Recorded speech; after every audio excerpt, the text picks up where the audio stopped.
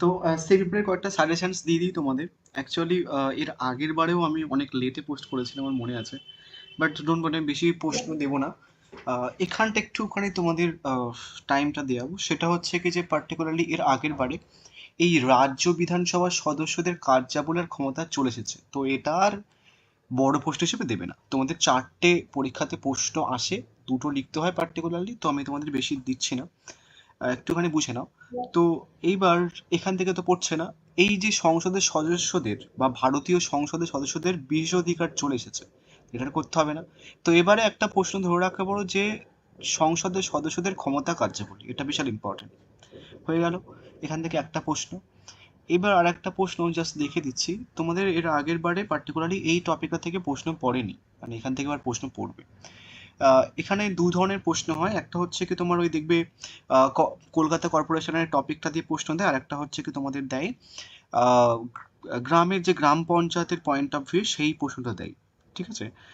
তো গ্রাম পঞ্চায়েত দুটো কার্যাবলী লেখো বা গ্রাম পঞ্চায়েতের কার্যাবলী লেখো, ক্ষমতা লেখো, সেগুলো দেয়। বা গ্রাম পঞ্চায়েত বাদে শহরে কি রয়েছে, শহরের হচ্ছে কি তোমার কর্পোরেশন রয়েছে, তো বেসিক্যালি কলকাতা কর্পোরেশনের ক্ষমতার কার্যাবলী দেয়। তো এই দু ধরনের প্রশ্ন পার্টিকুলার এখান থেকে হয়। তো ওখান থেকে তাহলে তিনটে প্রশ্ন হয়ে গেল, এখান থেকে তিনটে হয়ে গেল, মেরে গেল। এবার মডিউল টু থেকে আসি। মডিউল টু এ তোমাদের একটা প্রশ্ন এসেছিল এর আগের বারে, একটি বিল কিভাবে আইনে পরিণত হয় আলোচনা করো। এইটা, একটি বিল কিভাবে আইনে পরিণত হয়। তো এবারে তোমাদের হচ্ছে কি যে বাকি প্রশ্ন ইম্পর্টেন্ট, স্থায়ী কমিটির ভূমিকা বিল পর্যালোচনায়, আইনগত পরামর্শদাতার ভূমিকা। ঠিক আছে। তো দুটো এখান থেকে দুটো প্রশ্ন হয়ে গেল। তাহলে স্থায়ী কমিটি পড়বে, আমি দিই আর না দিই। স্থায়ী কমিটি আর অস্থায়ী কমিটির উদ্দেশ্য চলে এসেছিল এর আগের বারে, উদ্দেশ্য কার্যাবলী, অ্যান্ড এই কমিটি ব্যবস্থার প্রকারভেদ, উদ্দেশ্য কার্যাবলী, এবং আর একটা প্রশ্ন এসেছিল সরকারি গাণিতিক কমিটি। এই নিয়ে একটা প্রশ্ন বলবো, মানে ওই প্রশ্নটা বিশাল ইম্পর্টেন্ট এবার, এইবারের জন্য। তো ওটাকে ভালো করে মাথায় রাখবে। তো 10টা প্রশ্ন আমি দিচ্ছি, বাট তার আগে কয়েকটা প্রশ্ন এখান থেকে দেখে নাও, এগুলো পড়তে হবে না। এগুলো যারা নোটস টোটস কিনেছিল ওদেরকে আমি সব দিয়ে দিই মানে নর্মালি। তো এবার তোমাদের ওই যে গ্রাম সংসদের ভূমিকা, কলকাতা পুরসভা ওয়ার্ডের ভূমিকা কর্মসূচি, ঠিক আছে, তো এইগুলো কাইন্ড অফ হচ্ছে কিছু ইম্পর্টেন্ট। নেক্সট তারপরে এখান থেকে আর তেমন কিছু পড়তে হবে না। তো তারপরে তোমরা চলে আসবে হচ্ছে কি যে এখানে আমি দেখছি সাজেশনস তোমাদের দিচ্ছি, দ্য এখানটা লাগবে না। চলো ডিরেক্ট সাজেশনে যাই। এর আগের বারে যে প্রশ্নগুলো এসেছিল তোমাদের আমি জাস্ট মেনশনস করে দিয়েছি। এর আগের বারে মডেল ওয়ান থেকে একটা প্রশ্ন এসেছিল যে ভারতীয় সংসদের বিশেষাধিকার অব্যাহতি আলোচনা করো। তো এটা পড়ে গেছিলো, এটা আর করতে হবে না এখান থেকে, আগের বারে সাজেশনে দিয়ে পোস্ট করছি। আর একটা প্রশ্ন, রাজ্য বিধানসভার ক্ষমতা কার্যাবলী। তো আনফর্চুনেটলি আমি দুটো প্রশ্নকেই কম্বাইন করে রেখে দিয়েছিলাম এর আগের বারে, তো এটাও পড়েছিল আর এটাও পড়েছিল দুটো। তো দুটোই মানে অ্যাকচুয়ালি ভারতীয় সংসদ আর বিধানসভা একসাথে রেখে দিয়েছিলাম এর আগের বারে। সো বলেও দিয়েছিলাম। তো এখান থেকে দুটো প্রশ্ন পড়ে গেছিল মডেল ওয়ান থেকে। তো তোমরা কি করবে এবার, ভারতীয় সংসদের ক্ষমতা পড়বে, কার্যাবলী পড়বে এবার। ঠিক আছে। এখান থেকে কেন্দ্রীয় জনপ্রতিনিধির ক্ষমতা কার্যাবলী। আচ্ছা, এই সংসদ বলতে এমপিদেরকে বোঝানো হয়েছে, ঠিক আছে। সো এমপিদের ক্ষমতা কার্যাবলী পড়বে ভালো করে। এবার এমপিদেরকে কেন্দ্রীয় জনপ্রতিনিধি বলা হয়, ঠিক আছে। তো পার্টিকুলার এখান থেকে এই প্রশ্নটা পড়লে। নেক্সট হচ্ছে কি তোমাদের এর আগের বারে যেহেতু হচ্ছে রাজ্য বিধানসভার মানে এমপি যারা আছে তাদের হচ্ছে কি যে ক্ষমতা কার্যাবলী পড়েছিল, তো তোমরা এবার ওই তাদের বিশেষ অধিকারটা পড়বে। ডিফারেন্স বলে দিচ্ছি, বিশেষ অধিকার মানে প্রিভিলেজ, কোন কোন সুযোগ সুবিধাগুলো পায় তারা, সেটা হচ্ছে কি বিশেষ অধিকার। আর ক্ষমতা হচ্ছে তারা কোন ক্ষমতা পায়, সুযোগ সুবিধা পাওয়া মানে ধরো সরকার তরফ থেকে মোবাইল রিচার্জ ফ্রি পেলো, একটা ঘর ফ্রি পেলো, সেগুলো বিশেষ অধিকার। আর ক্ষমতা হচ্ছে গেলে যে সে কি করতে পারে, রাস্তা তৈরি করতে পারে, এই হচ্ছে কি বিশেষ অধিকার, এই ক্ষমতা বিশেষ অধিকারের পার্থক্য। তো এর একেবারে যেহেতু ক্ষমতা চলে এসেছে, তো তোমরা বিশেষ অধিকারটা করবে। এবার পঞ্চায়েত সমিতির গঠন ও কার্যাবলী, ওই যে বললাম যে শহর এবং মানে গ্রামের যে সমিতিগুলো রয়েছে মানে পঞ্চায়েত সমিতি বা এটসেট্রা।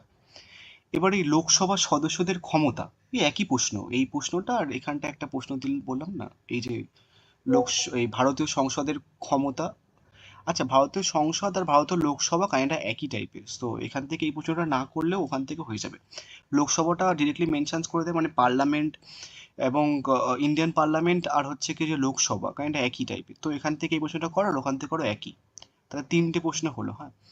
4 নম্বর প্রশ্ন আসি। 4 নম্বর প্রশ্নতে পার্টিকুলারলি হচ্ছে কি যে এই প্রশ্নটা, এখান থেকে একটা প্রশ্ন চলে এসেছিল, একটি বিল কিভাবে আইনে পরিণত হয়, বা ভারতীয় পার্লামেন্টে এবার তোমরা কি পড়বে দেখো, এবারে সাধারণ বিল আর অর্থ বিলের পার্থক্য পড়বে, বিশাল বিশাল ইম্পর্টেন্ট। এবার সাধারণ বিল আর অর্থ বিল 2 মার্কসের জন্য অ্যাটলিস্ট পড়বে যদি এই প্রশ্নটা এ করে, ঠিক আছে। তো এটা বিশাল ইম্পর্টেন্ট। সংসদে অর্থ বিল পাস পদ্ধতি বা সাধারণ বিল আইন পাস পদ্ধতি, এবং আরেকটা প্রশ্ন দেয় এখান থেকে যে বিলের পর্যালোচনায় এই স্থায়ী কমিটির ভূমিকা। সো তোমরা এখান থেকে একটা প্রশ্ন পাবে, সে সাধারণ বিলের পার্থক্য বা অর্থ বিলের পার্থক্য দিক, আইন পাস পদ্ধতিটা পড়ে গেছে, তো এবার বিলের স্থায়ী কমিটির ভূমিকাটা কাইন্ড অফ এদিক ওদিক করে দিতে পারে, তো এখান থেকে একটা প্রশ্ন পাবে। এবার আসছে হচ্ছে আরেকটা প্রশ্ন, কলকাতা কর্পোরেশন, এটা ইম্পর্টেন্ট। এবার আসছি এখান থেকে। তো এবারে এর আগে তোমাদের একটা প্রশ্ন পড়েছিল যে সরকারি গাণিতিক কমিটির গঠন কার্যাবলী ভূমিকা, ঠিক আছে।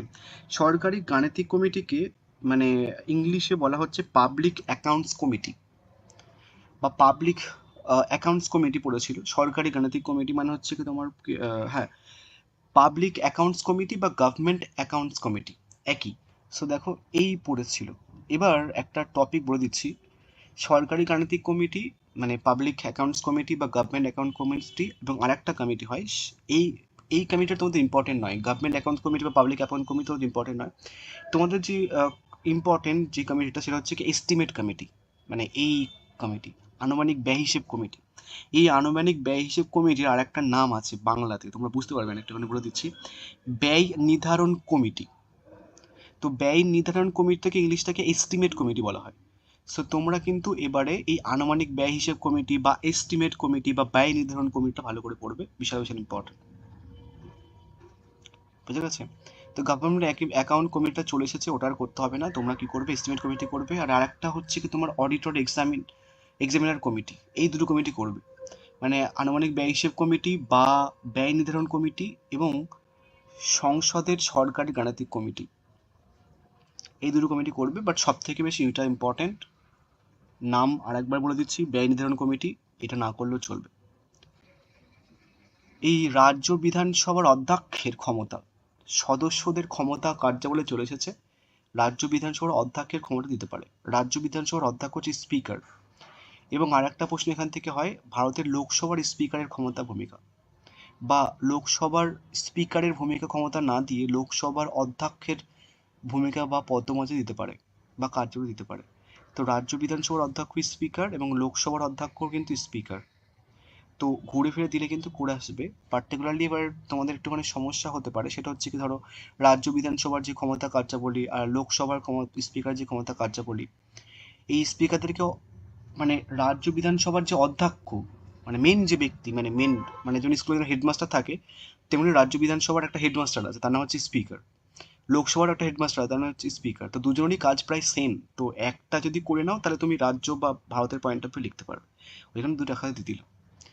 নেক্সট 9 নম্বর প্রশ্ন, জেলা পরিষদের গঠন ও কাজ বর্ণনা করো, জেলা পরিষদের সভাপতির কার্যক্রম আলোচনা করো। নেক্সট ভারতের সংসদীয় কমিটির ব্যবস্থা, ঠিক আছে। এই 10টা প্রশ্ন দিলাম, আগের বারও দিয়েছিল, এখান থেকে পড়েছিল, তোমাদের দিয়েছি 10টা প্রশ্ন, এখান থেকে হয়ে যাবে। বাদ বাকি এখান থেকে যারা দেখতে পারো, খুব একটা কাজে লাগবে না।